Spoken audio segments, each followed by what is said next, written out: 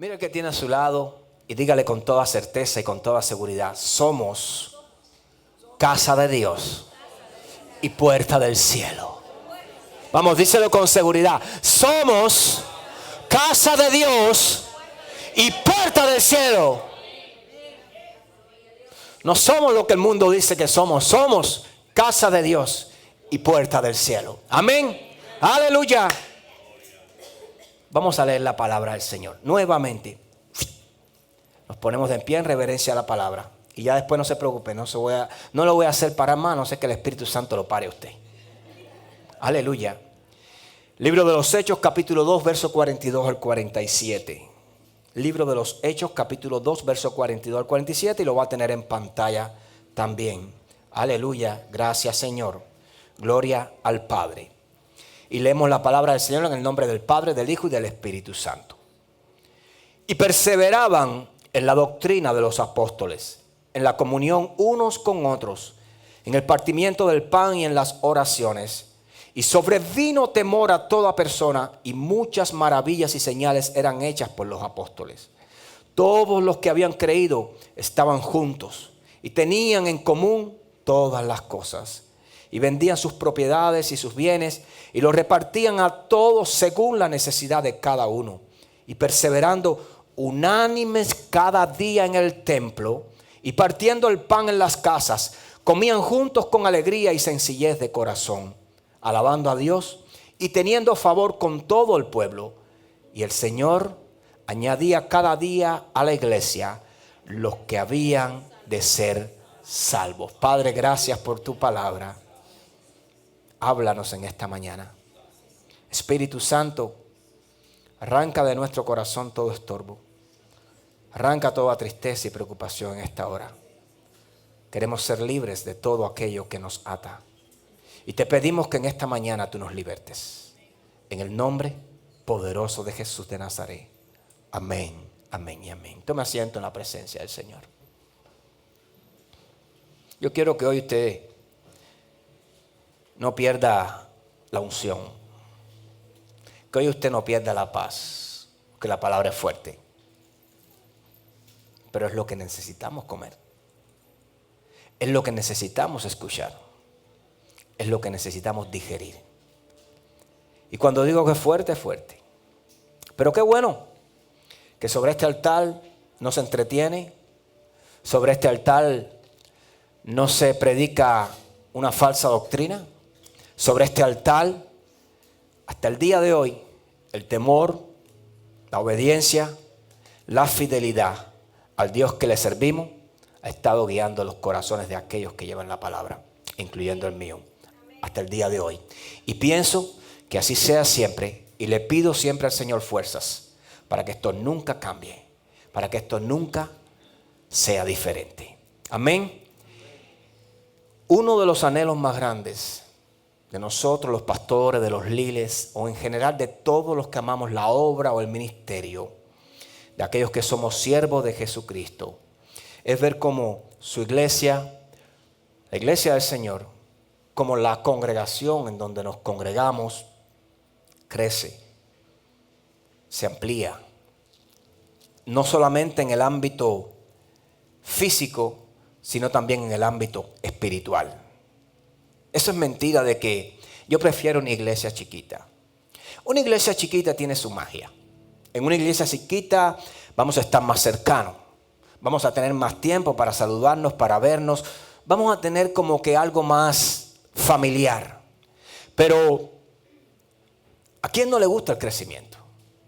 ¿A quién no le gusta que la iglesia se desborde, que las sillas no sean suficientes? ¿A quién no le gusta ver eso en su congregación? Yo creo que a todos. Imagínense los pastores. Y muchas veces tenemos que aguantar años o meses, años y años y años. Y ver siempre el mismo número o a veces menos. O ver un crecimiento a veces escaso.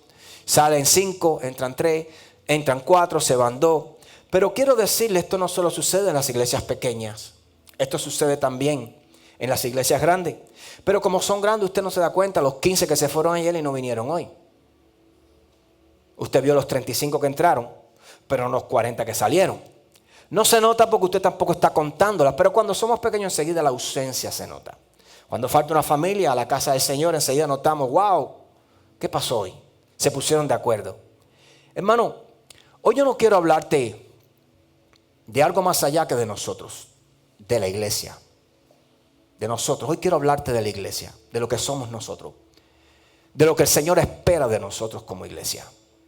Hoy quiero enfocar esta palabra en la niña de los ojos del Señor, en la creación que Él puso sobre la tierra para que su palabra fuere predicada, no para establecerla porque ella la estableció, pero sí para llevarla, para liberar, para sanar.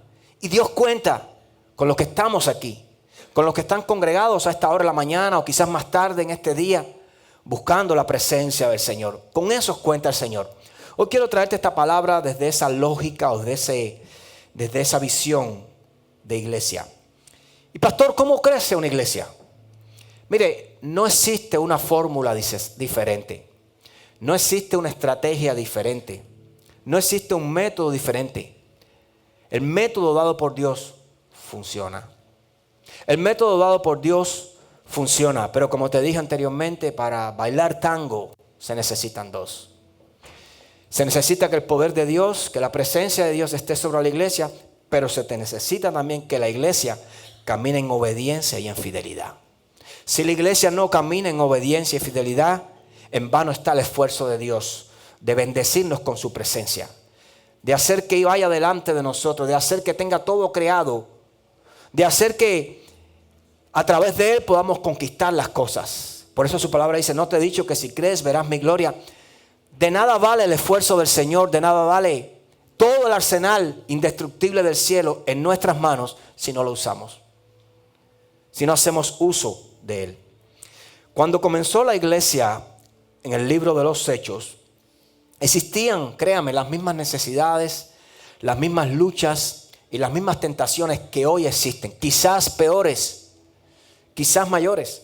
Imagínense lo que era predicar sobre aquel camino, sobre una nueva doctrina, sobre un evangelio, un nuevo evangelio. Imagínense lo que era romper con el espíritu religioso, romper con aquello que ya estaba establecido y que de una u otra forma en sus corazones o en sus pensamientos pensaban que lo iba a llevar a los brazos del Señor. Cambiar manías, mañas, costumbres, no fue fácil. Hacerles entender que el que estaba llegando, el que estaba viniendo era el Mesías prometido y no era solamente el hijo de José el carpintero. Era difícil, hermano, más difícil que ahora. Ahora como que ya se han adaptado. Ahora como que ya las personas, muchos saben ya quién es Jesús, el Hijo de Dios. Pero en aquel momento Pedro tuvo que enseñarlo y no solamente lo tuvo que enseñar muchas veces con paciencia, sino con fuerza y con decisión en su espíritu. Tuvo que reunirse frente a aquellos que se congregaban con él en la sinagoga, frente a aquel Sanedrín, frente a aquel concilio que no quería cambiar, que no quería salir de la posición en que estaba. Hay pastores que hoy se enfrentan a espíritus religiosos y tratan de cambiar cosas que han estado allí estancadas y que no han dado fruto, que no han traído crecimiento. Me acuerdo el testimonio de un pastor de la iglesia metodista que me dijo, cuando me mudaron a esta iglesia aquello fue un problema porque había un grupito de hermanos mayores, decía, eran los mayores, ellos soportaban la iglesia, ellos eran fundadores de la iglesia, eran personas, eran viejitos, ancianos, pero tenían un poder. Hermanos, si cualquier cosa hacía mal, hacían unas cartas, las mandaban para arriba y votaban al pastor. Y yo tuve que romper, dijo él, con ese cristianismo encubierto de religiosidad, donde no se podía añadir una adoración más o una alabanza diferente. Había que hablar por el himnario y desde el himnario cantar los salmos y los himnos que ya se cantaban siempre. Y cuidadito con salirte de ahí. Votaban al pastor, sacaban al pastor. En otras palabras, lo nuevo de Dios no podía entrar. Lo que Dios quería hacer estaba estancado, simplemente por corazones que estaban duros como una piedra, que no servían en el espíritu, que no servían en una relación cercana al Señor, sino en la obediencia solamente, en lo que hay que hacer, en lo que tengo que vestirme, en cómo tengo que comer, en cuándo tengo que venir. Se convertían en obreros y no en adoradores. Y llegó un momento donde ya esas personas, cualquier cosa que se tuviera que hacer fuera de ese ámbito, era pecado. A veces el pecado nos enseña cosas que no son. Porque muchas veces estamos haciendo cosas y pensamos que es pecado y porque no lo estamos haciendo. Cuando nosotros no entendemos algo no quiere decir que esté mal. Cuando nosotros no aceptamos algo es porque no lo hemos entendido. La mayoría de las veces. Muchas veces las personas no aceptan el evangelio porque no saben lo que es el evangelio. No aceptan a Jesús porque no saben quién es Jesús. Y tendemos a confrontar aquello que es nuevo. Porque como no lo entendemos, no lo aceptamos hasta una vez que lo hacemos. La vida de los primeros cristianos era bien diferente a la vida de los cristianos en este día. Quizás tenían las mismas luchas, los mismos problemas, las mismas situaciones, las mismas necesidades, las mismas tentaciones. Pero había algo en ellos que los diferenciaba. Y era que en aquellos tiempos no estaban tan contaminados, escuche bien, de tanta mentira, de tanta manipulación y dureza en sus corazones como hoy en día. No había una fragilidad espiritual en el corazón. Había una fragilidad espiritual en el corazón que hoy no se encuentra. Había una disposición siempre. Por eso, este versículo es algo normal escribirlo. Porque cuando usted lee este verso, incluso varios versos después, en el libro de los Hechos también nos trae una historia similar. Donde todas las personas, el espíritu, andaban en el mismo espíritu. Es decir, todos los bienes eran comunes. No había por qué preocuparse. Disfrutaban el evangelio. Por eso es que yo digo que era diferente. Hoy hemos estado expuestos a través de estos 2000 años a todo un crecimiento tecnológico, a todo un crecimiento social que ha ido trayendo bendición, ha ido trayendo prosperidad, pero también junto con la bendición y la prosperidad ha ido trayendo contaminación y mentira. Y muchos han comprado la mentira que el enemigo les ha vendido, desgraciadamente aún dentro de la iglesia. La Biblia dice, si el justo se salva. La Biblia nos enseña que aún a los ministros del Señor el enemigo puede engañar, cuanto más a aquellos que están fríos. Por eso esto no es cuento, esto no es algo tibio, esto es algo que usted debe tomar bien en serio. Le vuelvo a decir algo y le repito, en esto le va la vida, la verdadera vida, no la física, en esto le va la vida.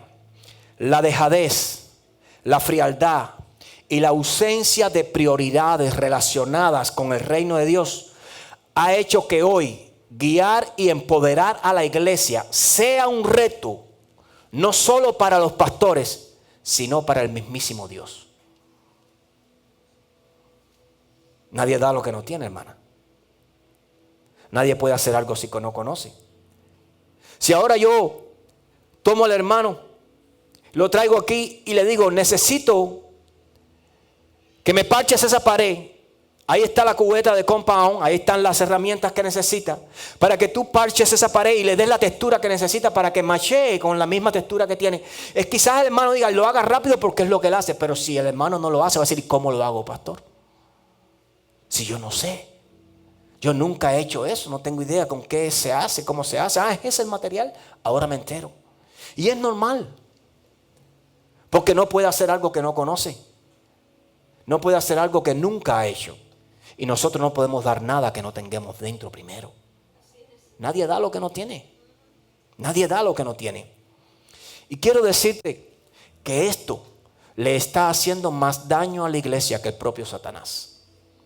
Que Dios se vea impedido de llevarnos a un nivel diferente. Que Dios se vea impedido, no porque Él no quiera.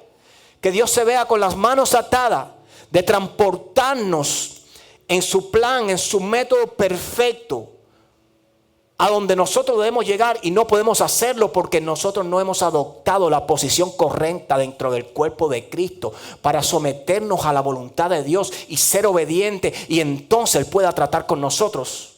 Deja mucho que desear. Muchos de nosotros, como dijo la pastora hace un rato, muchos de nosotros no estamos hoy en el lugar que Dios ya asignó para desde hace tiempo estar ministrando, estar operando en ese ministerio. No porque no haya sido el tiempo, sino porque nosotros no hemos llegado a tiempo. sino porque nosotros nos hemos alejado del plan de Dios, hemos buscado el plan del hombre, nos hemos obstaculizado. Y esto no tiene otra cosa o otro nombre más perfecto para llamar la iglesia que entretenimiento. Estamos entretenidos.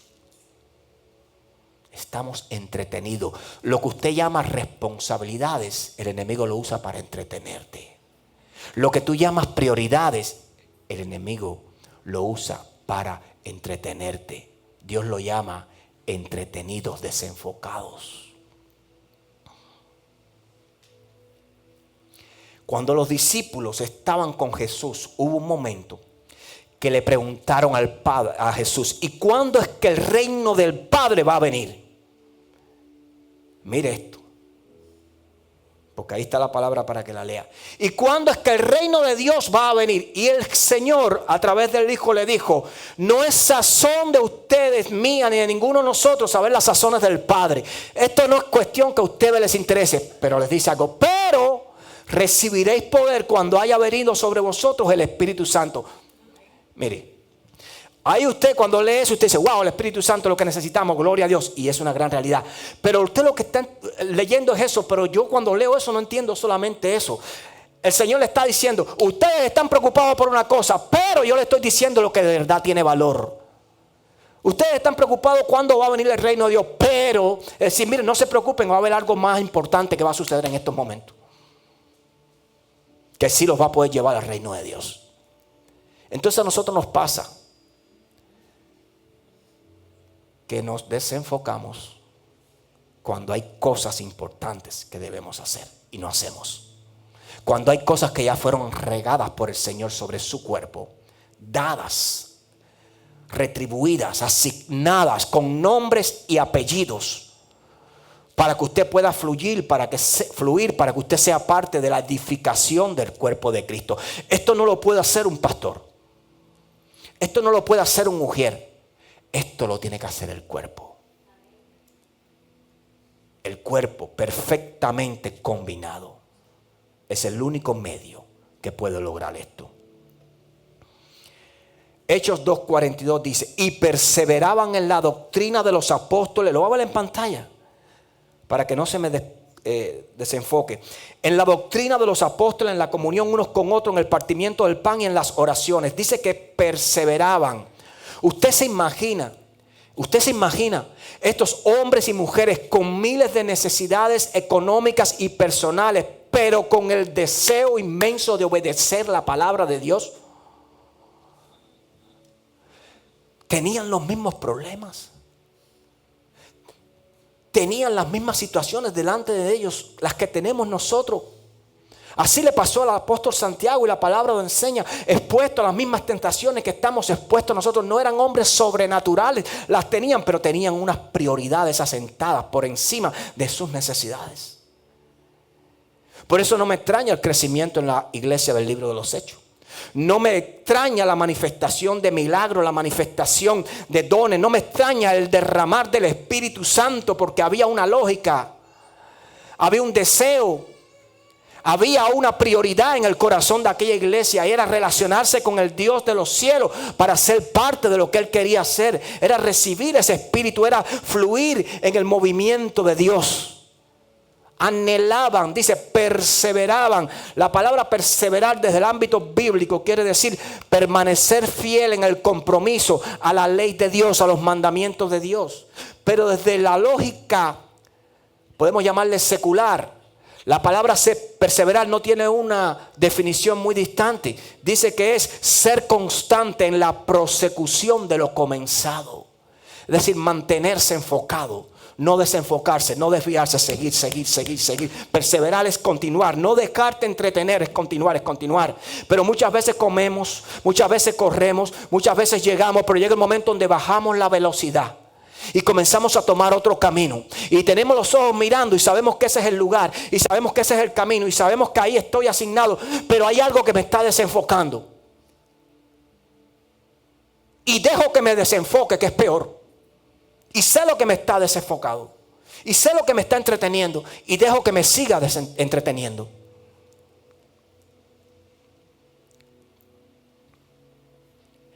Había constancia. dentro de aquella iglesia, porque había compromiso, porque había deuda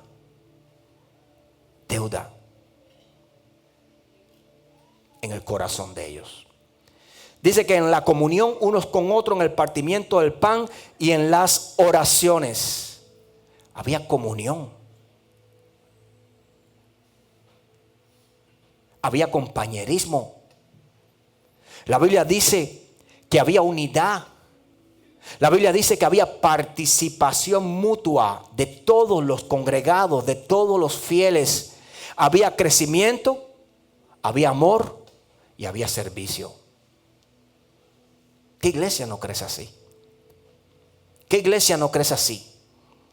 Hoy queremos ver la iglesia crecer, pero no hacemos nada para eso. Una iglesia no crece por magia, hermano. Una iglesia no crece por magia. Una iglesia no crece si no hay ayuno. Una iglesia no crece si no hay oración. Una iglesia no crece si no hay discipulado. Una iglesia no crece, hermano, si no ofrenda, si no diezma. No crece. Créame que no crece. Porque todo es necesario.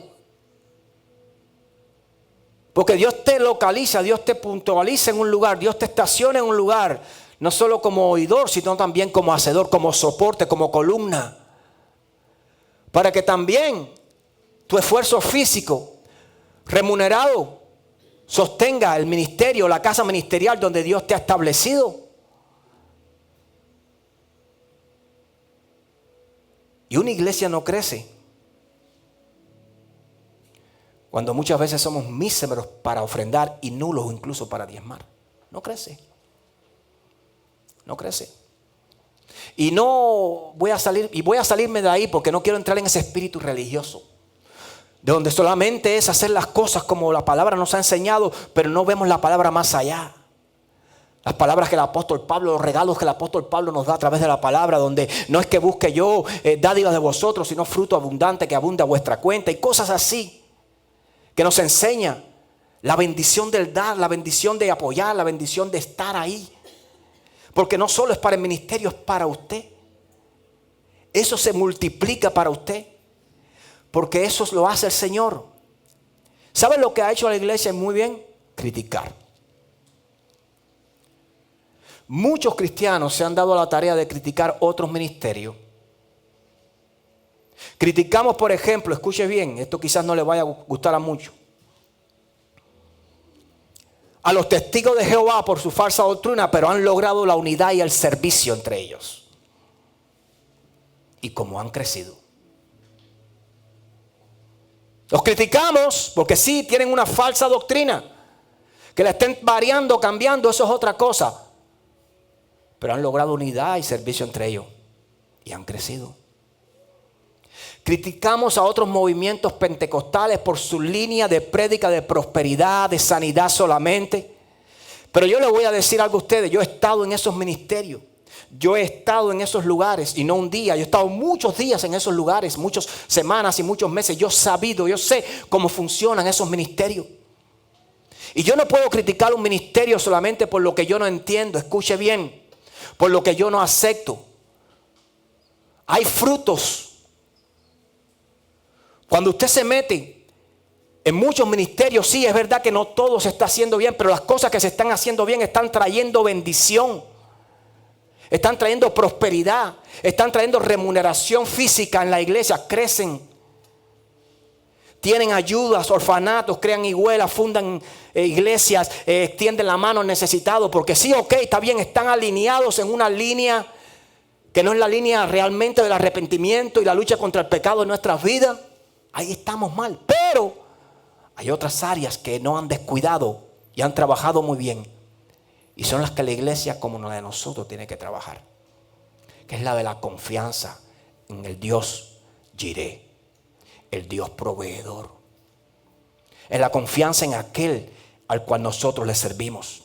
Hace poco murió este gran evangelista Jimmy Swaggart. ¿Escucharon la noticia? Y muchos medios se dieron a la tarea, hermano, de destruir su imagen. Prácticamente las cosas que hablaban eran todas negativas. Sí, el hombre falló.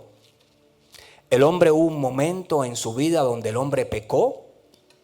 Pero la mayoría de los medios solamente se enfocaron en sus errores, en su caída, en su pecado. Y así transmitieron sus opiniones. Y el hombre no había llegado al cielo y ya lo habían condenado. Pero ¿por qué no entendimos algo? ¿Por qué no pudimos ver lo que este hombre había hecho? ¿Por qué no pudimos ver que después de haber pecado se arrepintió y Dios lo restauró nuevamente?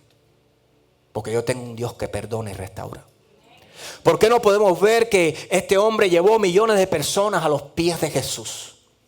¿Por qué no podemos ver que fundó hospitales, alimentó a miles de niños alrededor de todo el mundo, abrió templos, donó lugares para que se hicieran escuelas bíblicas gratis? ¿Por qué no podemos ver que este hombre sembró millones de Biblias en todo el mundo y ayudaba a los misioneros por donde él pasaba? ¿Por qué no podemos ver eso? Porque cayó. Porque falló. Él no terminó hundido en el pecado. Su total familia, su familia completa le sirve al Señor, porque su ejemplo de fe y compromiso logró eso en ellos. Gloria a Dios por hombres como Sweeney Fagar. Gloria a Dios por hombres como G.J. Ávila. Gloria a Dios por estos hombres que se han enfocado en agradar a Dios y no al hombre. Hermano, muchos no somos capaces ni de hacer nada. Y criticamos a hombres y mujeres que lo han dado todo en la obra del Señor. Todos podemos caer. Todos podemos fallar. Pero muchas veces, espíritu religioso, pensamos que nosotros nunca vamos a caer y nunca vamos a fallar. Hermano, no se deje engañar. Usted puede estar en un momento de debilidad en el día de mañana y usted puede ser sensible a la tentación y caer. Y sabe, el hermano que tienes a tu lado quizás no lo entienda, quizás no lo comprenda, pero Dios sí lo entiende. Dios sí sabe que tú eres sensible y puedes caer. Por eso cuando Pedro le decía al Señor que no le iba a fallar, el Señor sabía que él sí le iba a fallar, pero no lo sacó, no lo apartó, porque sabía que aunque le fallara, él lo iba a perdonar y Pedro iba a ser restaurado. Pero no vamos a crecer como la iglesia cuando solamente tenemos el dedo acusador contra aquel que cae y no tenemos las dos manos de ayuda para levantarlo y ayudarlo. Y decirle, yo también caí. Porque muchas veces exportamos una imagen que no es la real. Y nos damos de religiosos, nos damos de santificados, nos damos de ángeles. Caminamos que parece que nada nos puede tocar y que el mismísimo Espíritu Santo nos tiene arropado así de una forma que somos ángeles de Dios en la presencia de los humanos. Y dentro de nosotros sabemos que estamos haciendo cosas malas. A veces queremos exportar algo que no somos. Y engaño al pastor, engaño a la mujer, engaño a la hermana que tenga a mi lado, pero no engaño a Dios. Entonces mi relación con Dios, mi ministerio delante de Dios es un ministerio falso. Es un ministerio oculto que no agrada a Dios. A Dios le gusta la sinceridad. David decía, tú amas la sinceridad.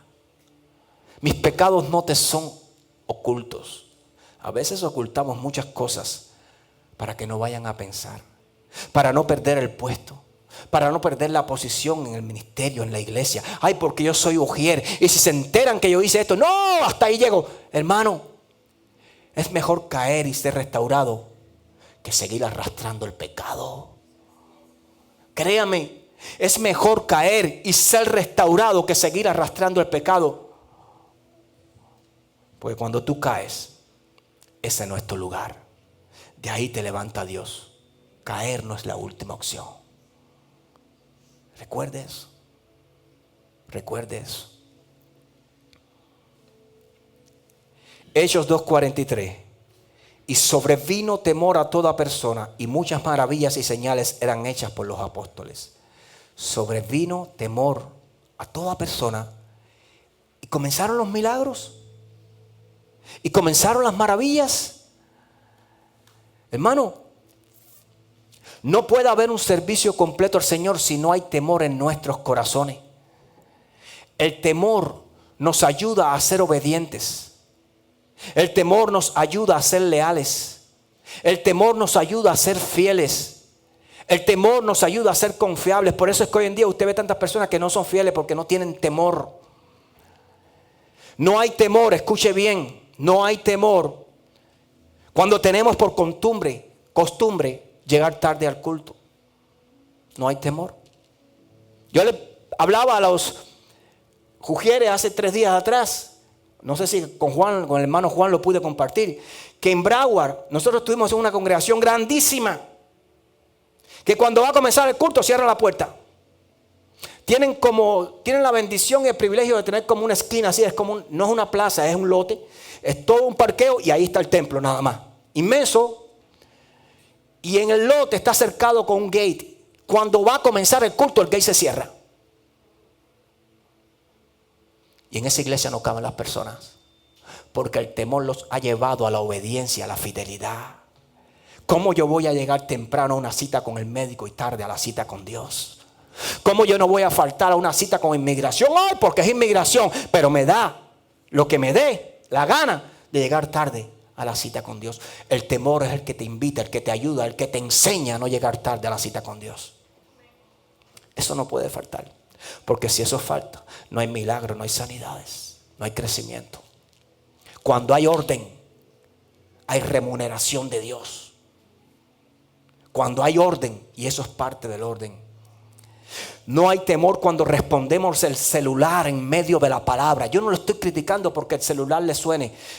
Deberíamos ponerlo en mute cuando llegamos.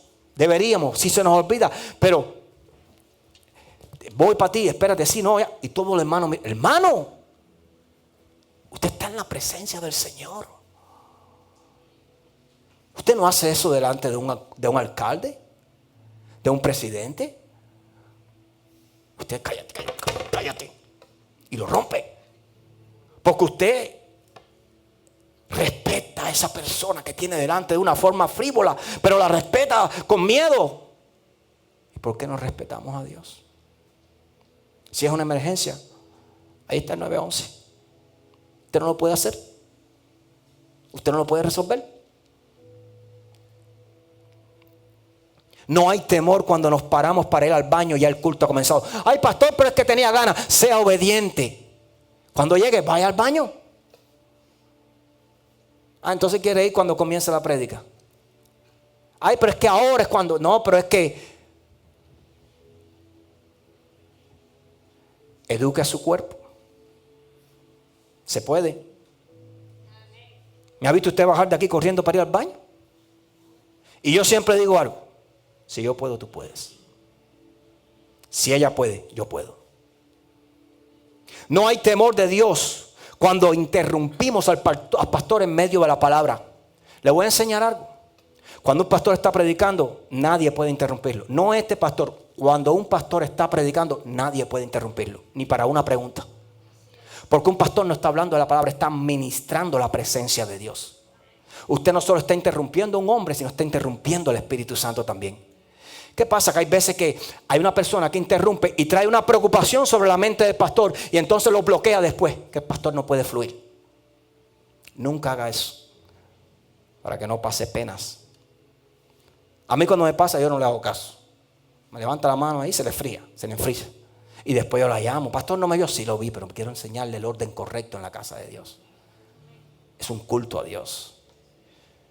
Yo estoy aquí parado, pero es el Espíritu Santo hablando a través de mí. Es un culto a Dios. No hay temor cuando irrespetamos a los líderes o ujieres. Yo no te voy a hacer caso porque el pastor o la pastora son los únicos que me lo pueden decir. No. El pastor, la pastora delegan sobre el hermano Juan, sobre el hermano Ángel, sobre la hermana Rosa, sobre el hermano José Luis. Autoridad tienen para que ellos tomen decisiones. Me hace falta hablar con el pastor. Vaya por los canales ya establecidos. Tiene que ver al líder de ujieres primero. Y el líder de ujieres le va a decir si el pastor la puede atender en ese momento, porque ahí el pastor también está reunido. No puede. Usted no puede llegar a la oficina del pastor y tocar la puerta. No me ha pasado, nunca ha pasado aquí. Estoy enseñando orden, ética ministerial. Estoy enseñando cómo es la obediencia, el orden dentro de una congregación. Que todo esto se transmite al final en crecimiento y bendición. Cuando hay orden, cuando hay respeto, cuando hay honra. Tranquilo, no se preocupe que usted es una oveja y si su pastor la ama, que debe amarla, su pastor va a hacer lo posible por verla a usted. Así tenga que volver a regresar. Por lo menos yo lo hago.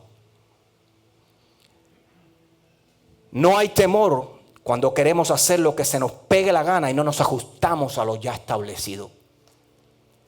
En esta congregación hay reglas para todo. Para el cuidado de niños hay reglas. Dentro del santuario hay reglas. Por ejemplo, aquí no permitimos que alguien, excepto agua, más nada. Y cuando hemos permitido un pomo de leche, ahí está la marca en el asiento. Ahí está. Dentro del santuario no se come. Dentro del santuario solo se bebe agua si tiene sed. Pero no es lugar para líquidos, para bebidas energéticas, no es lugar para darle la leche al niño. La leche al niño se la da en la parte de atrás. O para dejar a un niño con un biberón solo suelto encima de la silla, para que al final el templo y la silla son las que paguen las consecuencias de mi irresponsabilidad. Se cuidan niños, hay un orden establecido para cuidar a los niños. No podemos llegar y romper ese orden. Y tenemos que ser lo suficientemente mansos para entender que si mi niño está causando problemas y no puede estar allí, tiene que estar en otro lado, tengo que hacerlo. O viceversa, si no puede estar aquí, tiene que estar allí, tengo que hacerlo. Porque nosotros no tenemos nada contra los niños. Pero si tenemos el espacio y si hay un niño que está molestando porque está haciendo cosas y podemos separarlo porque está llorando, lo hacemos. Hay otros niños que no están llorando y no es que molesten su forma, hay que dejarlos tranquilos, hay que aceptar eso. A nosotros nunca nos ha molestado eso. Pero las reglas en el cuidado de niños, específicamente allí, están para obedecerlas. Y esto nos hace dictadores. Esto no nos quiere decir que queremos tener el control de todo, sino que queremos que con todas estas reglas y con todas estas formas de dirigir una congregación, todo funciona. Hay un orden allí de los cuidadores, con días, el mes, a quién le toca, a quién no le toca, cómo deben hacer, cómo deben turnarse. Cuando una no viene, pasa para cuando. Todo eso está establecido. Porque una casa ministerial necesita orden. Y cuando hay temor, hay orden. Y cuando hay temor, se cumple ese orden. No se viola. No se viola.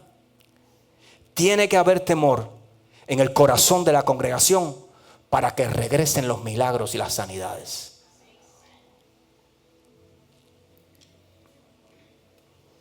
Aquella iglesia del libro de los Hechos no era grande solamente. Escucha bien. Porque contaba con la presencia constante del Espíritu Santo, sino que también constaba con la obediencia, el servicio y el compromiso de sus fieles. Eso sí la estaba haciendo grande ella. El Espíritu Santo estaba allí, Dios estaba allí, pero la obediencia de ellos también. El compromiso de ellos también. Los apóstoles establecieron fundamentos dados por Dios y esos fundamentos siguen vigentes hasta el día de hoy.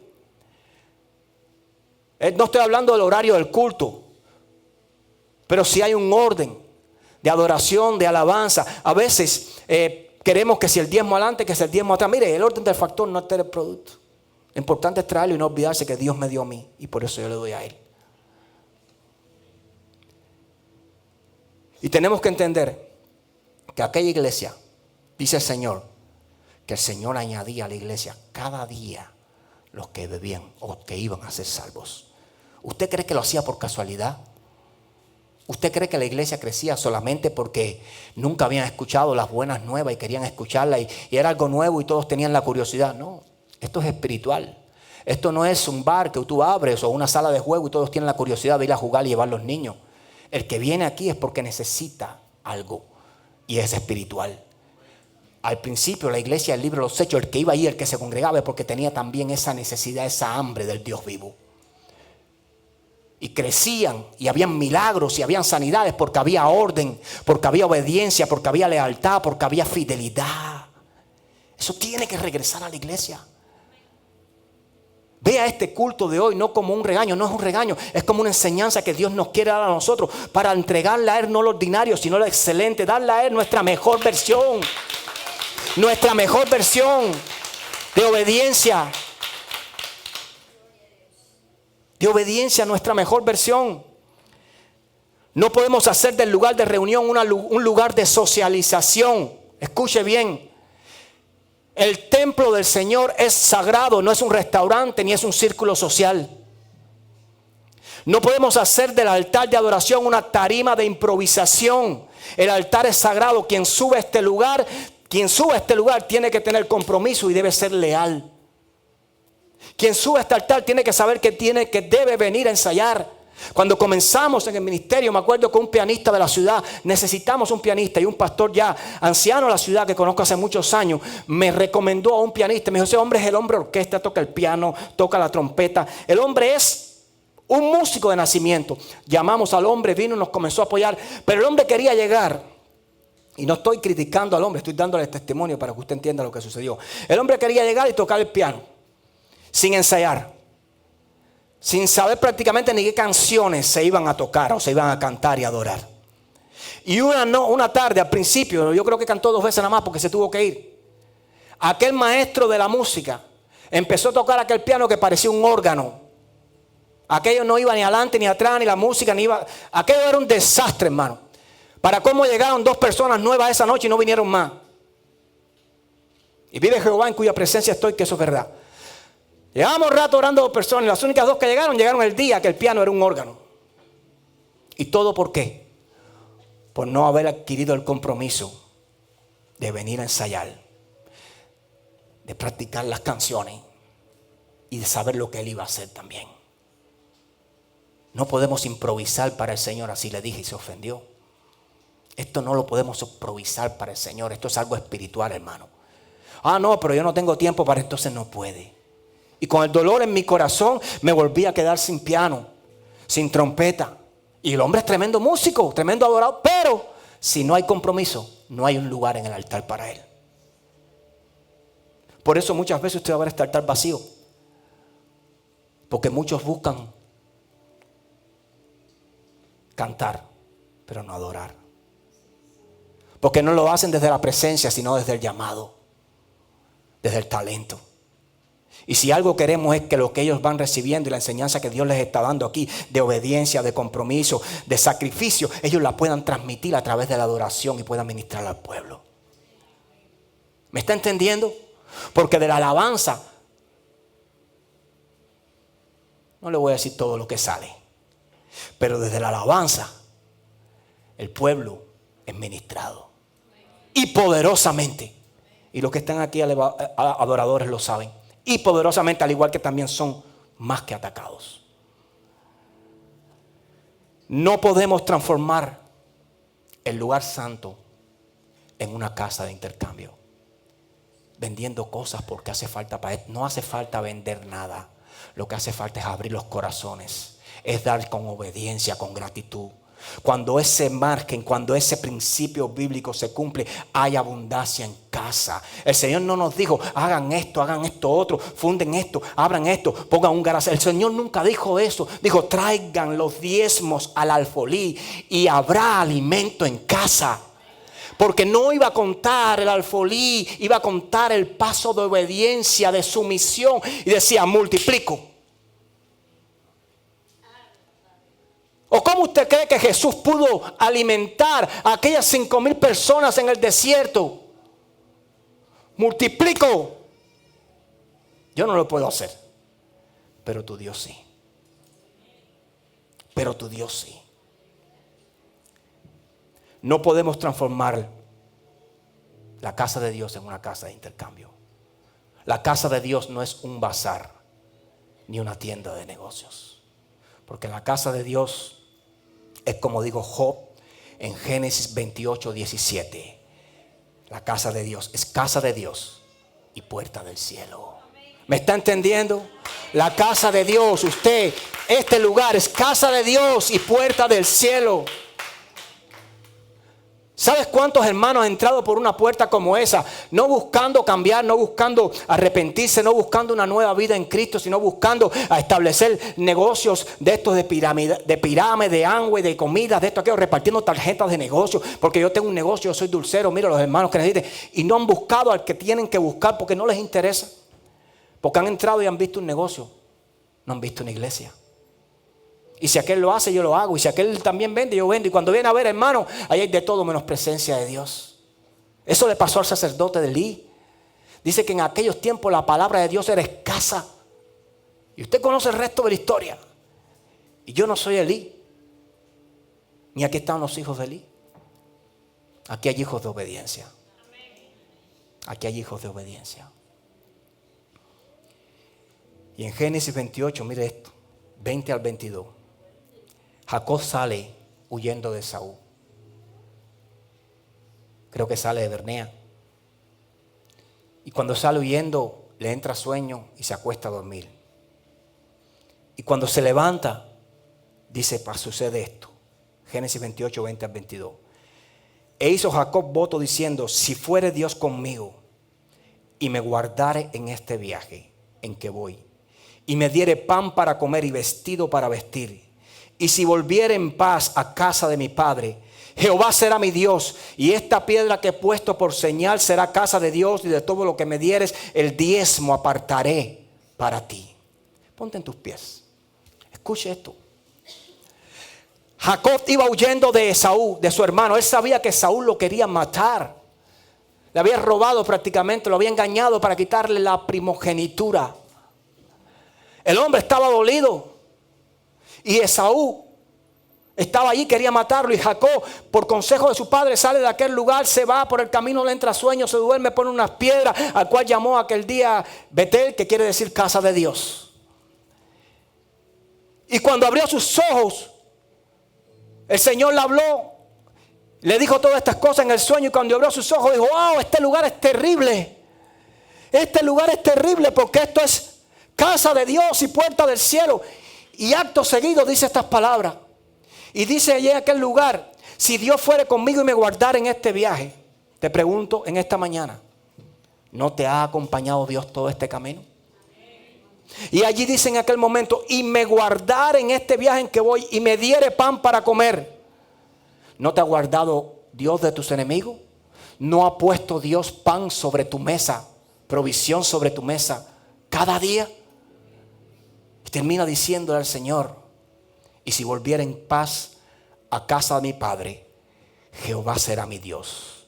Y esta piedra que he puesto hoy por señal será casa de Dios. Y de todo lo que me dieres, el diezmo, apartaré para ti. ¿No ha sido Dios nuestra paz en medio de las tormentas? ¿Qué he guardado para Él? ¿Qué le entrego a Él? ¿Qué le doy a Él? Cuando comenzamos nuestro ministerio, evangelizamos a los vecinos allí al lado de nuestra casa. Y había un señor al doblar. Le entregamos las tarjetas y nos dijo, ¿dónde se están congregando? ¿Allí en la casita? Sí, ahí voy a estar mañana. El domingo voy a estar ahí. Porque yo le dije a Dios que si me permitía llegar vivo a este país, con mi familia, yo iba a ir a adorarle. Gloria al Señor. Yo y mi esposa contentos, mis hijos contentos, la multitud. La multitud, éramos multitud. Vienen dos. Mano, cuando somos pocos, dos se aprecia. Y cuando llegaron ese domingo en la mañana, después de la alabanza, después de la adoración, después de la prédica, el hombre, así con voz tronante, dijo, bueno Dios, yo te había prometido que yo venía a tu casa, ya lo hice, gracias. Y se fue. Y yo le dije, hermano, ¿dónde va? Espérese que no hemos terminado. Mire que los martes tenemos que el jueves. No, usted no me entendió. Yo le dije a Dios que si Él me garantizaba, si Él me ayudaba en llegar a este país sano y salvo, Él vino en bote, sano y salvo, con mi familia, yo iba a venir a darle la gracia. Pero ya, no, yo no quiero más nada. Y se fue. Conocí a otro hermano que tenía a su padre en pésimas condiciones de salud, muriendo prácticamente, y llegó y se acercó al pastor y le dijo, pastor, si Dios sana a mi padre, yo prometo que yo voy a venir aquí a congregarme, a adorarme siempre. Nunca vino porque el padre murió. ¿De veras que Dios es así? ¿De veras que Dios puede ser tratado así por nosotros? ¿De veras que nosotros, qué imagen tenemos de Dios? ¿Qué vemos en Dios? Para nosotros, ¿quién es Dios? Porque lo que Él represente para nosotros va a influir en lo que nosotros querramos entregarle al Señor. ¿Me está entendiendo? Cierra tus ojos. Padre, en el nombre poderoso de Jesús, hoy venimos delante de tu presencia. Abrimos nuestros corazones para que nos perdones nuestras faltas. Para que nos perdones, Señor, cuando decidimos o elegimos las cosas que no nos convienen. Sometidos por los deseos de la carne y del corazón del hombre. Te pedimos perdón, Padre eterno, por nuestra debilidad. Ayúdanos a someter la voluntad del hombre por la voluntad divina. Ayúdanos a cambiar nuestros intereses por los intereses del cielo. Ayúdanos a tomar control de las emociones, de aquello que nos gusta, que creemos que nos domina y que nos consume cada día, pero no somos capaces de sacar de nuestras vidas y destruir. Pero sabemos que con tu Espíritu Santo sí lo podemos hacer. Ayúdanos, Padre. Y te pedimos perdón, Padre, por todo el tiempo, Padre, que hemos perdido, Señor, apartados prácticamente del plan tuyo, Señor. Hemos estado en el templo. Hemos estado, Padre eterno, allí físicamente, pero en nuestro corazón ha habido lujuria y falta de perdón. Hemos estado, Señor, oh Padre, en la casa tuya, Señor, pero aún no sometemos nuestras voluntades delante de tu trono celestial. Pero en esta mañana, en el nombre poderoso de Jesús, no solo te pedimos perdón, sino que levantamos desde nuestros corazones un altar de adoración, de compromiso, diciéndote, Señor, así como el profeta pudo ver delante de sus ojos cuando tú lo llamabas y él pudo decir, heme aquí, envíame a mí. Te queremos pedir que nos uses, que nos extiendas, que derrames sobre nosotros no solamente tu Shekinah gloria, sino que la presencia de tu Espíritu Santo nos ayude a tomar las decisiones necesarias y nos fortalezca para destruir el pecado que nos asedia cada día. Toda mentalidad inmunda que esté sobre nosotros, la sometemos a la obediencia y la llevamos a la obediencia a Cristo Jesús. Derrama tu Espíritu constantemente sobre nuestras vidas. En el nombre poderoso de Jesús. Padre, a ti sea la gloria y sea la honra, los siglos de los siglos. Amén, amén.